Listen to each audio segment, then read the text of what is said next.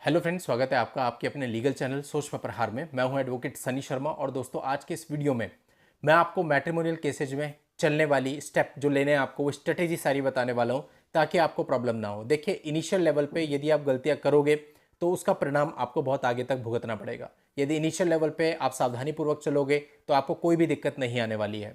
तो यदि आपके साथ ऐसा है कि आपका मामला दर्ज हो चुका है या आपके ऊपर कोई कंप्लेंट हो चुकी है या आपको महिला सेल से कॉल आ गया है या आपके घर पे कोई समन या नोटिस आ गया है या फिर आपको डराने धमकाने का दौर चल रहा है, आपको लगता है कि आने वाले कुछ ही समय में मेरी पत्नी मेरे ऊपर कोई केस डाल देगी, तो वीडियो आपके लिए बहुत इंपॉर्टेंट है। आखिरी तक पूरा देखिएगा ताकि आप सही स्टेप ले सको, कहीं पे फंसो ना, कहीं पे अटको ना। बहुत जरूरी वीडियो है दोस्तों।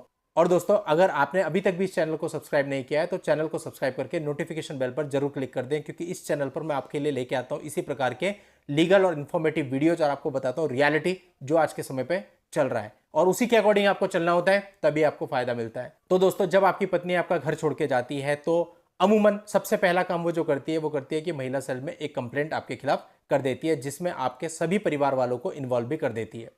कुछ मामलों में ये कंप्लेंट सही होती है, लेकिन अधिकतर मामलों में ये कंप्लेंट पूरी तरह से मनगढ़ंत और झूठी होती है, जिसमें जितने चाहे उतने गंदे गंदे आरोप आप लोगों पर लगाए हुए होते हैं और आप लोगों को इसकी जानकारी होते ही आप मेंटल स्ट्रेस में चले जाते हैं। तो दोस्तों, ऐसे में आप क्या करें?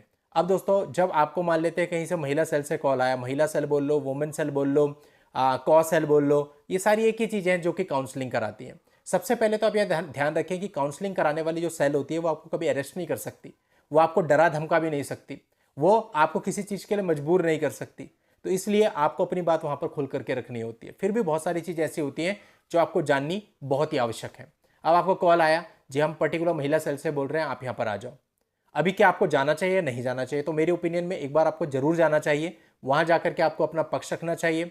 अब जो पुराने लोग होते हैं वो कह देते हैं कि आप वहाँ जाओगे तो बोल देना मैं तो अपनी पत्नी को साथ रखना चाहता हूँ। देखिए, आज के समय इसका कोई फायदा नहीं मिलता, क्योंकि यदि आप एक्चुअल में ये चाहते हैं कि आपकी पत्नी को आप साथ रखना चाहते हैं तब तो बोल दो, कोई दिक्कत नहीं।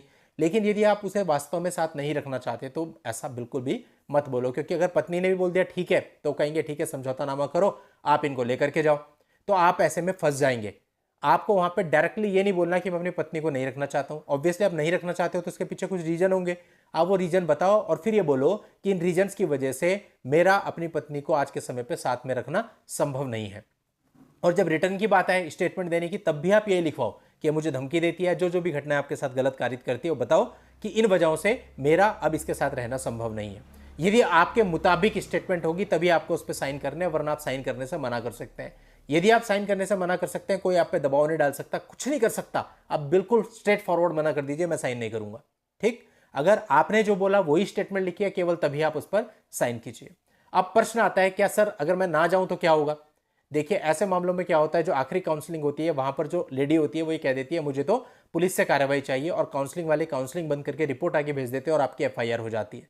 तो यदि आप नहीं जाओगे तब भी मैक्सिमम इतना ही होगा कि एफआईआर होगी, और अगर आप जाओगे तब भी 99% यही होता है कि एफआईआर ही होती है। तो कोई बहुत ज्यादा फर्क इसमें नहीं पड़ने वाला है। तो मैं आपको सजेस्ट करूंगा कि यदि दूरी आपकी बहुत ही ज्यादा है, यानी 3000 किलोमीटर दूर आप रहते हो, तो ऐसी प्रक्रियाओं के लिए आपको जाने की कोई आवश्यकता नहीं है।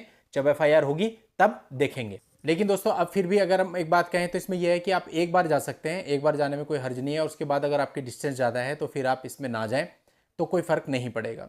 अब बात आती है आपके मन में कि सर हमारे पास कोई अगर एविडेंस है तो क्या हमें वहाँ दिखाने चाहिए?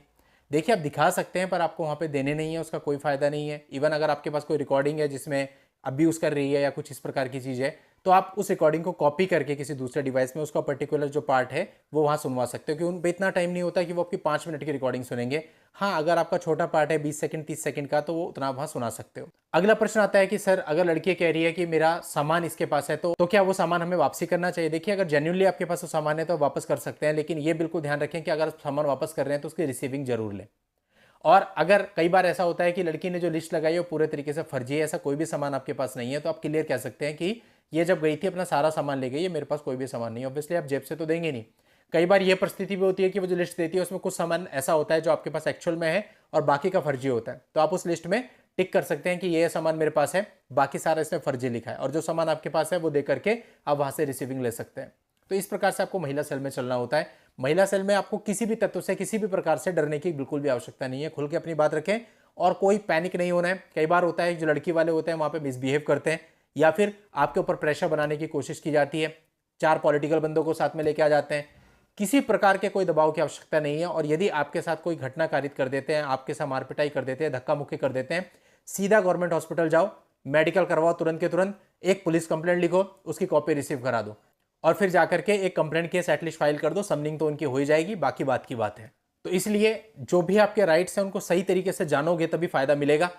आप क्या करते हैं कि धक्का मुक्की आज हुई, 3 साल बाद आप बोलते हैं सर मैं महिला सेल में गया था, मेरे साथ वहां धक्का मुक्की हुई थी, क्या इसके बेस पे मैं कुछ कर सकता हूं? तो ये आप कहां पे स्टैंड कर रहे हो, आप खुद समझो।